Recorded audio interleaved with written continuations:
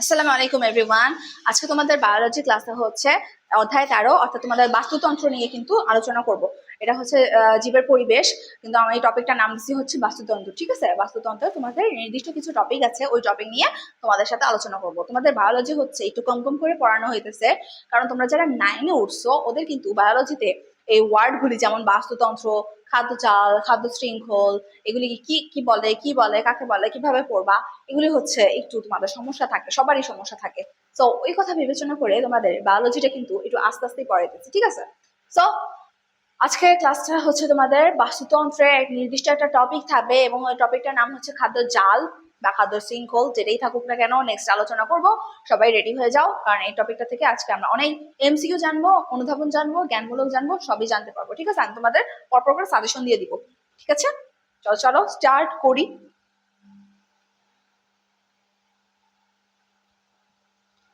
ওকে,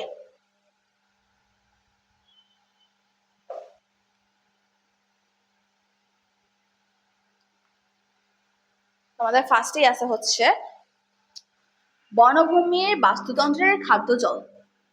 খাদ্যজাল, বনভূমির বনভূমির বাস্তুতন্ত্রের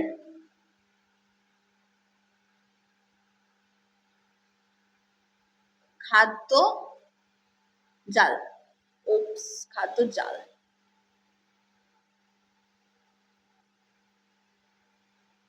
ওকে, বনভূমির বাস্তুতন্ত্রের খাদ্য জাল ক্লিয়ার। এখন আসো,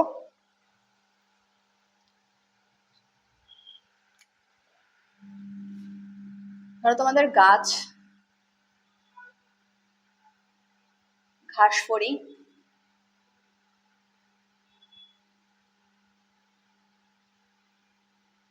ব্যাঙ, সাপ, বাঘ, এটা তোমাদের একটা বাস্তুতন্ত্র। দেন আরো আছে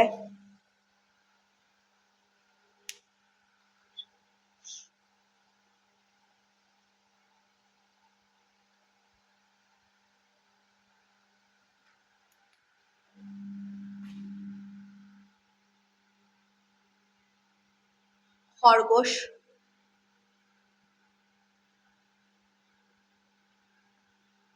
এখান থেকে যাবে হচ্ছে মানুষ। বইতে দেওয়া আছে তোমাদের, কিন্তু এটা বইতে দেওয়া আছে, আবার জিজ্ঞেস করে না যে কোথায় দেওয়া। বইটা খুলো, বইটা খুললে পাবা। দেন তোমাদের দেওয়া আছে হচ্ছে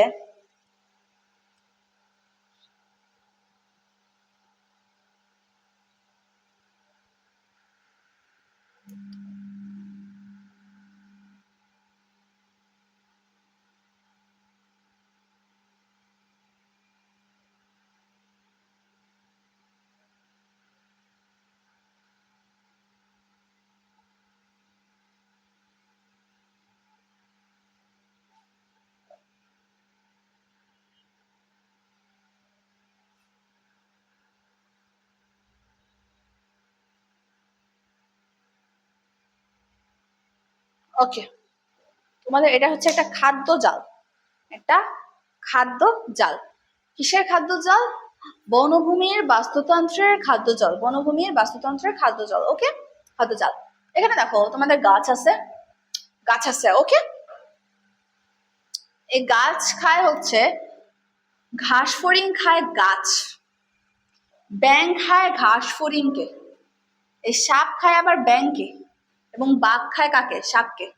তো এটা হচ্ছে তোমাদের প্রথম বাস্তুতন্ত্র, এটা তোমাদের প্রথম বাস্তুতন্ত্র। ওকে, দেন নেক্সটে আসো। নেক্সটে তোমাদের বলছে যে গাছ খায়, শামুক গাছ খায়। শামুক কি খায়? গাছ খায়। এবং এ সাপ কি করে? সাপ কি করে? শামুককে খায়। এটা হচ্ছে তোমাদের দ্বিতীয় বাস্তুতন্ত্র। দ্বিতীয় বাস্তুতন্ত্র, দ্বিতীয়। ওয়েট, এটা তোমাদের দ্বিতীয় বাস্তুতন্ত্র। দেন আসো, এখানে গাছ খায় হচ্ছে হরিণ, হরিণকে আবার খায় বাঘ, তার মানে এটা হবে আমাদের তৃতীয় বাস্তুতন্ত্র। দেন লাস্টলি আসো, গাছ খায় খরগোশ, মানুষ খায় আবার খরগোশকে, দেন আবার কি, বাঘ খায় আবার মানুষকে, ঠিক আছে? ওকে,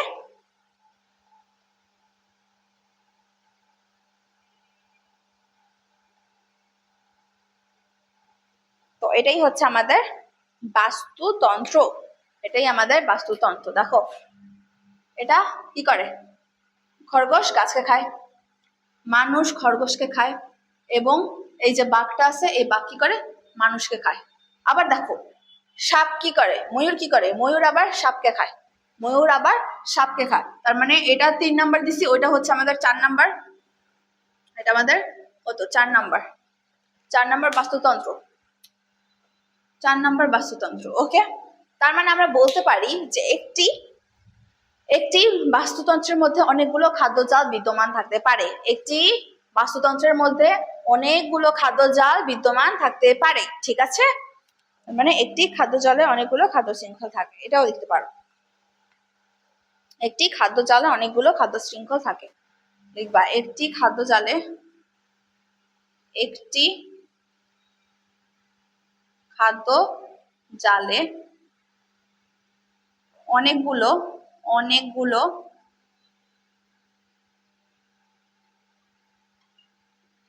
খাদ্য শৃঙ্খল থাকে।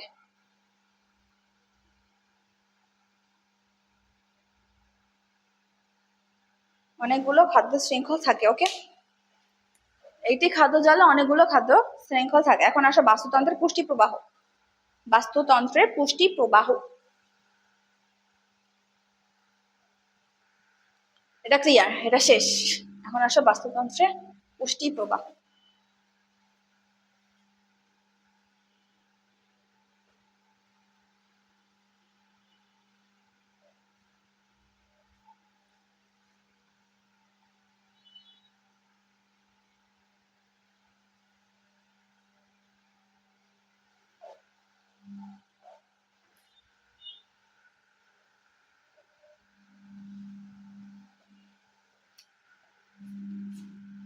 বাস্তুতন্ত্রে বাস্তুতন্ত্রে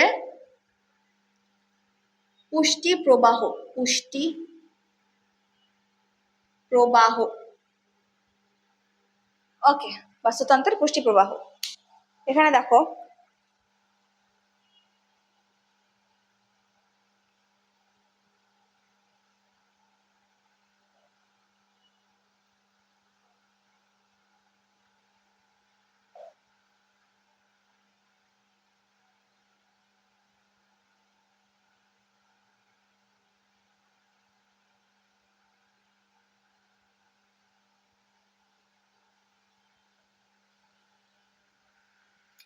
এখানে থাকবে আমাদের, দাঁড়াও, ওয়েট,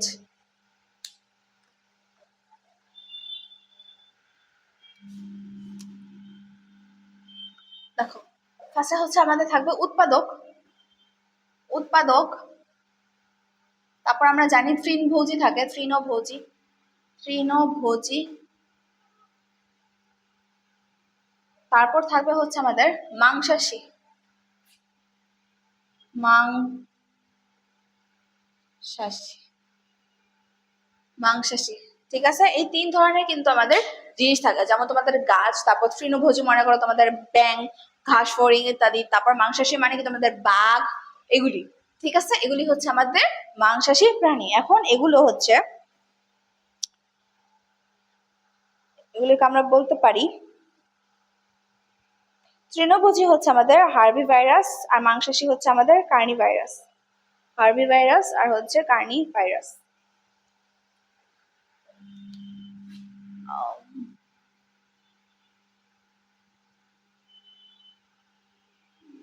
হার্বি ভাইরাস নামটা ঠিক আছে,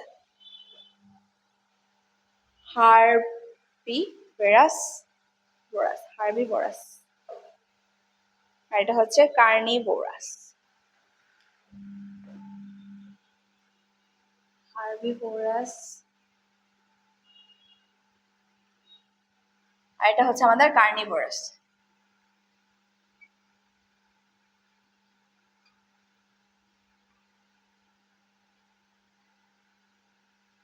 ওকে, এই দুইটা মনে রাখবা। এখান থেকে হচ্ছে এই দুইটার মধ্যে থেকে যে কোনো একটি মারা যাবে, উৎপাদক হোক বা তোমাদের মাংসাশী প্রাণী হোক, যে কোনো একটা তোমাদের মারা যাবে, মারা যাবে, যে কোনো একটি তোমাদের মারা যাবে।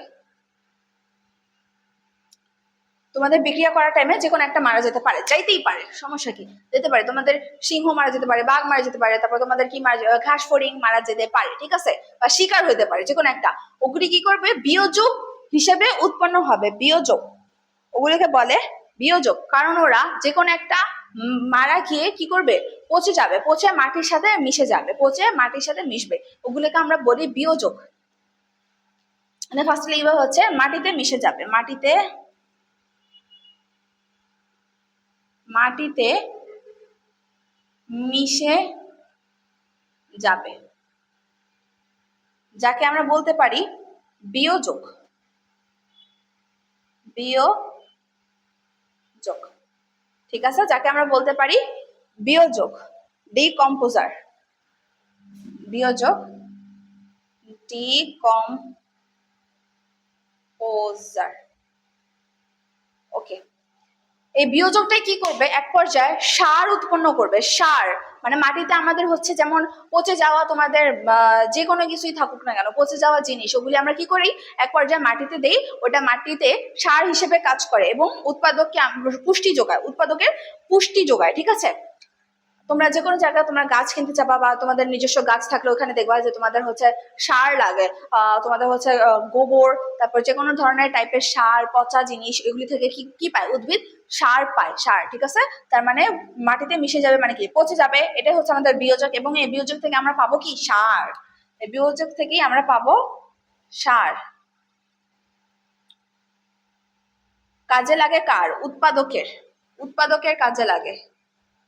খালি কি সার কাজ লাগে, আরো কাজে লাগে হচ্ছে সূর্যের আলো, সূর্যের আলো, সূর্যের আলো কাজে লাগে। কারণ আমরা জানি উদ্ভিদ কি করে, সূর্যের আলো, তারপর পানি, মাটি থেকে পানি, তারপর সার ইত্যাদি একসাথে কাজে লাগিয়ে নিজের জীবন ধারণ করে, ঠিক আছে, মানে উদ্ভিদ উৎপন্ন হয়। এবং এই উদ্ভিদটা তৃণভোজী প্রাণী খেয়ে থাকে, আবার তৃণভোজী প্রাণীকে মাংসাশী প্রাণী খেয়ে থাকে, ঠিক আছে। আবার দেখবা কিছু কিছু এই যে মাটিতে যে পচে যায়, মাটিতে যে কোনো জিনিস মরে গিয়ে যে পচে যায়, হ্যাঁ, এগুলো কিন্তু আবার পরিবেশের জন্য ক্ষতিকর, ক্ষতিকর সার হিসেবে কাজ করে মানলাম, বাট কিছু কিছু ক্ষেত্রে কিন্তু ক্ষতিকর। এত বেশি পচে যাওয়া জিনিস আমরা কোথায় রাখবো, এগুলোকে নির্দিষ্ট কিছু প্রাণী আছে যারা খেয়ে বেঁচে থাকে। নির্দিষ্ট প্রাণী কি করে, পরিষ্কার করে, যেমন তোমাদের শকুন, দেন কাক, হায়না, এগুলো কি করে, এই পচে যাওয়া জিনিসকে খায় এবং খেয়ে আমাদের পরিবেশকে রক্ষা করে এবং পরিবেশকে কি করে, পরিচ্ছন্ন করে রাখে। কারণ এত পচে যাওয়া জিনিস পরিবেশের মধ্যে থেকে কি করবে, আরো দূষিত করবে। তো এগুলি কোথায় যায়, কারা খায়, কাক, হায়না, আর হচ্ছে আমাদের কি খায়, কাক, হায়না আর শকুন, কাক, হায়না ও শকুন, এগুলোকে বলে হচ্ছে প্রাকৃতিক ঝাড়ু, যার নাম হচ্ছে স্ক্যাভেঞ্জার, স্ক্যাভেঞ্জার, ঠিক আছে। তো এগুলি হচ্ছে আমাদের, উপরে লিখি, এগুলি হচ্ছে আমাদের, ওয়েট,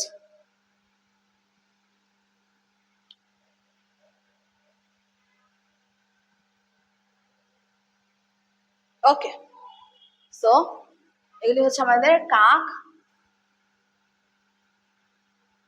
শকুন, শকুন আর হায়না, হায়না, এগুলোকে প্রত্যেকটিকে বলা হয় প্রাকৃতিক ঝাড়ু, প্রত্যেকটিকে বলা হয় প্রাকৃতিক ঝাড়ু। ওয়েট,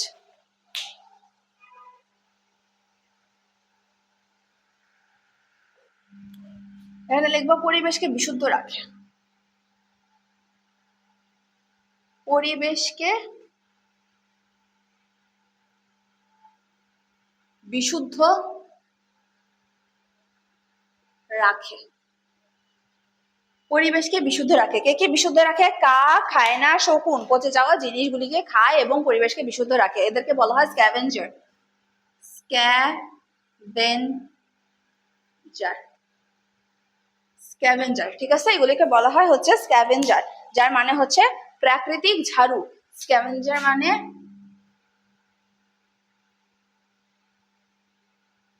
প্রাকৃতিক ঝাড়ু। ওকে, নামটা শুনতে কেমন না, প্রাকৃতিক ঝাড়ু, বাট এটাই হবে। তোমাদের বইতে মেবি লেখা আছে, আই ডোন্ট নো, তোমাদের বইতে লেখা থাকতেও পারে। সো এটা যদি তোমাদের বাস্তুতন্ত্রের মধ্যে বাস্তুতন্ত্রের পুষ্টি প্রবাহ যদি আসে, তোমরা এই 4টা দিয়ে দিবা, 4টা সুন্দর মতো দিয়ে দিবা। তোমাদের 3-এ 3 বা 4-এ 4 কিন্তু তোমাদের কমপ্লিট হইতে পারে। 4টা কিন্তু আসার সম্ভাবনা অনেক বেশি, কারণ তোমাদের বলছে পুষ্টি প্রবাহ। পুষ্টি প্রবাহ থেকে আমরা ফার্স্টে কি পাইছি? উৎপাদক, তৃণভোজী, মাংসাশী। মাংসাশী প্রাণী কাকে খায়? তৃণভোজী প্রাণীকে খায়। তৃণভোজী প্রাণী কি করে? উৎপাদক হিসেবে গাছকে খেয়ে থাকে। ওকে, এখন এদের মধ্যে থেকে যে কোনো একটি মারা যাবে, মারা গিয়ে পচে যাবে বা মাটিতে মিশে যাবে। মিশে গেলে ওরা বিয়োজক হিসেবে কাজ করে, ডিকম্পোজার। এবং ওই বিয়োজক আমরা জানি সার, উদ্ভিদ সার হিসেবে গ্রহণ করে। উদ্ভিদ মানে কি? উৎপাদক সার হিসেবে গ্রহণ করে আর সূর্যের আলো নিয়ে দুইটা উদ্ভিদ নিজের জীবন ধারণ করে। ঠিক আছে, উদ্ভিদ নিজের জীবন ধারণ করে। ওকে, এখন দেখো উদ্ভিদ নিজের জীবন ধারণ করে। আরেকটা জিনিস আমরা পাইছি যে সবগুলি যে মাটিতে মিশে যাবে এমন তো কোনো কথা না। পচে যায় তো অনেক কিছুই পচে যায়, এগুলো কি সবগুলি মাটির সাথে মিশে যাবে? না, এগুলো কি করবে? কিছু কিছু জিনিস যে বাকি থাকবে, পচা জিনিস, ওগুলি আমরা জানি কয়েকটা প্রাণী এই পচে যাওয়া জিনিসগুলোকে কি করে? খায়। খেয়ে পরিবেশকে রক্ষা করে। এই প্রাণীগুলো হচ্ছে কাক, শকুন, হায়না। ঠিক আছে, এরা হচ্ছে পরিবেশকে বিশুদ্ধ রাখে, এরা পরিবেশকে বিশুদ্ধ রাখে এবং এদেরকে বলা হয় স্ক্যাভেঞ্জার। স্ক্যাভেঞ্জার মানে কি? প্রাকৃতিক ঝাড়ু। স্ক্যাভেঞ্জার মানে হচ্ছে প্রাকৃতিক ঝাড়ু। ঠিক আছে, প্রাকৃতিক ঝাড়ু, প্রাকৃতিক ঝাড়ু। ওকে, সো এটাই হচ্ছে আমাদের পুষ্টি প্রবাহ, এটাই আমাদের পুষ্টি প্রবাহ। ওকে,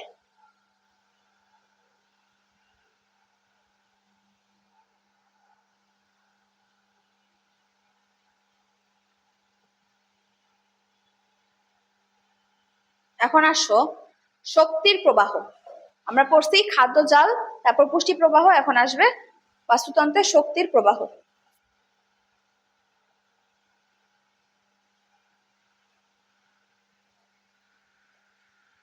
মুছে দেই। এখন আসো বাস্তুতন্ত্রে শক্তির প্রবাহ।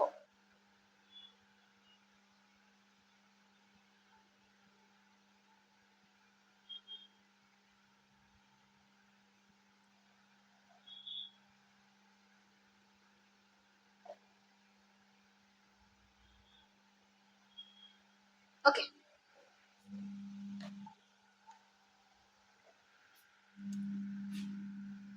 বাস্তুতন্ত্রে শক্তির প্রবাহ, শক্তির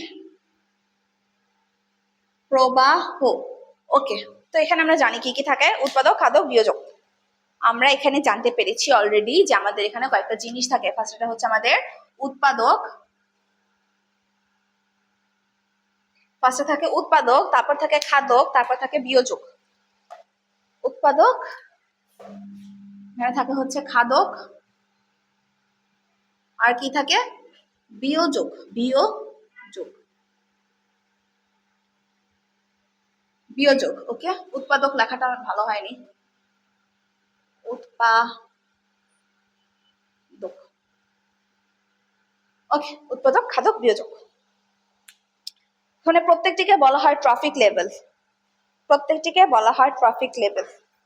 যেমন এটা হচ্ছে তোমাদের ঘাস, এটা হরিণ, বাঘ, আমরা জানি বাঘ। এখন এদের প্রত্যেকটিকে বলা হয় হচ্ছে ট্রফিক লেভেল, ট্রফিক লেভেল। আমরা জানি এখানে 4 স্তরের প্রাণী থাকে, প্রথম, দ্বিতীয়, তৃতীয় এবং চতুর্থ। চতুর্থ,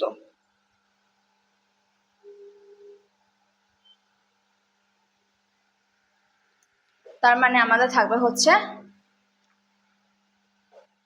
প্রথম ট্রফিক লেভেল, প্রথম ট্রফিক লেভেল,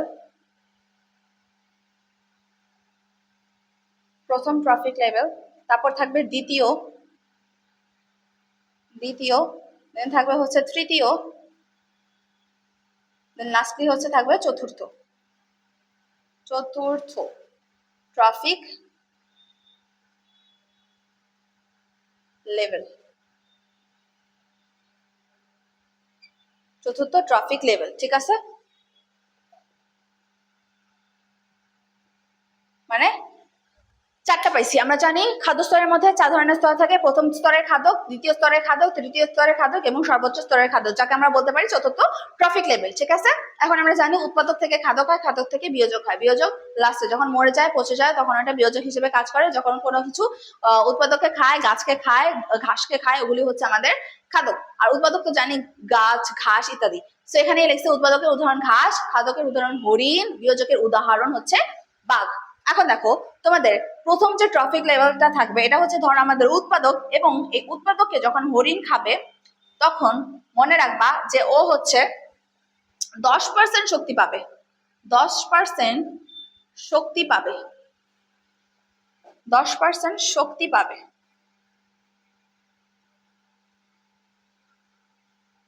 ও 90% অপচয় হবে। 90% অপচয় হবে, ঠিক আছে?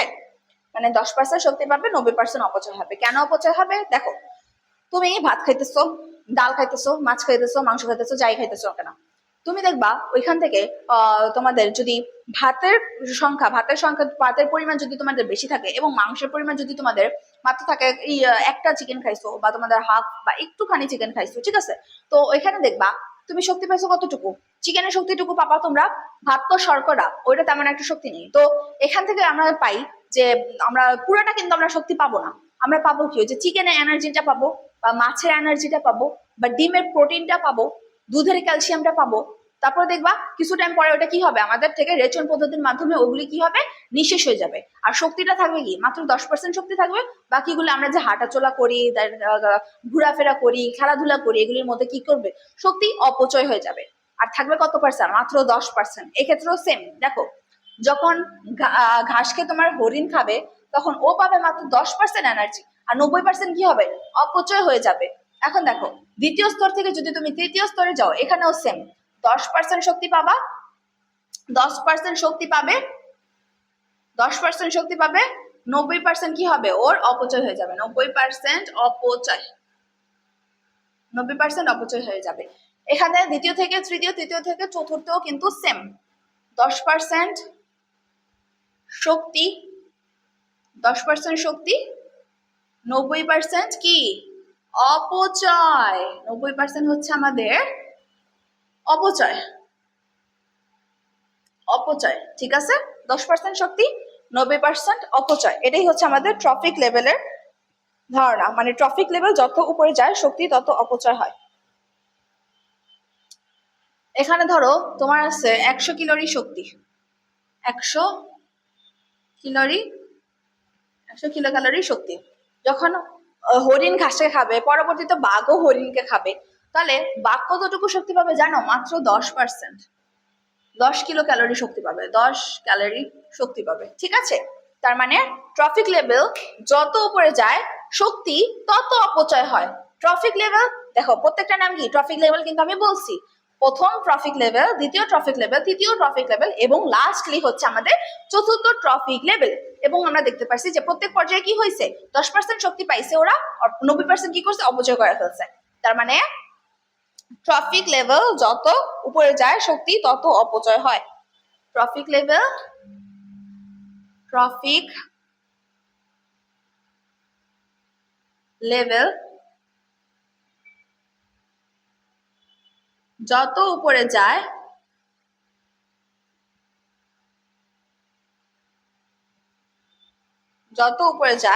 শক্তি তত অপচয় হয়।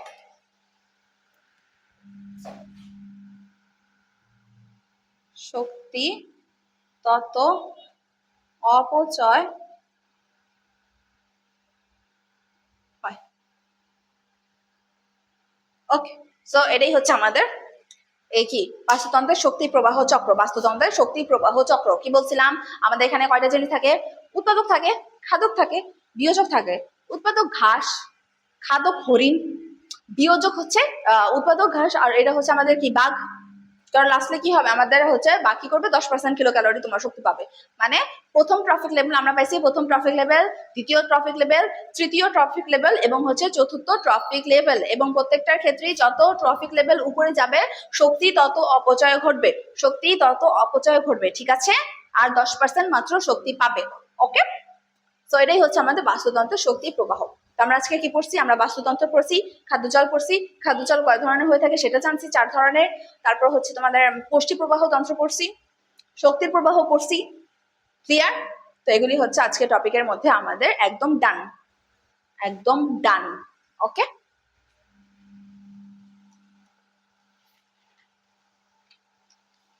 এটাই হচ্ছে আমাদের খাদ্যজাল শক্তি প্রবাহ তন্ত্র।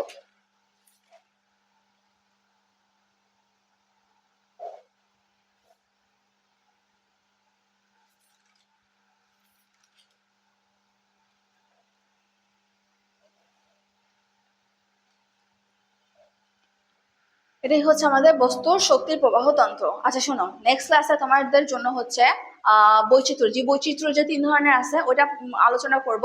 বইটা একটু পড়ে আসবা যাতে তোমাদের ব্রেনটা একটু খুলে এবং যাতে তোমরা একটু ভালো করে বুঝতে পারো, ঠিক আছে। একবার জাস্ট রিডিং করবা, বাকিটা আমি তো বুঝাই দিব। ওকে, ওটা নিয়ে টেনশন নেই। আজকে যেভাবে বুঝাই দিছি তোমাদের কি কি আসতে পারে সেটাও বলে দিছি, কারণ এখান থেকে হচ্ছে তোমাদের পুষ্টি প্রবাহ তন্ত্রটা বেশি তোমাদের আসতে পারে। তো এটা বুঝাইলাম, চার্ট কিভাবে লিখলে তোমরা নাম্বার পাবা সেটা বোঝানো হয়েছে। তো নেক্সট ক্লাসে হচ্ছে তোমাদের বৈচিত্র্য কয় ধরনের হয়ে থাকে এবং কি কি কোশ্চেন আসতে পারে সেগুলি নেক্সট ক্লাসে হচ্ছে তোমাদের সাথে আলোচনা করা হবে, বুঝানো হবে, কি কি আসতে পারে সেটা বলে দেওয়া হবে, ঠিক আছে। সো টেনশন নেই, আজকের ক্লাসটা আমাদের জন্য এতটুকুই থাকবে। নেক্সট ক্লাসে সবাই আমার সাথে আবার জয়েন হয়ে যাবা।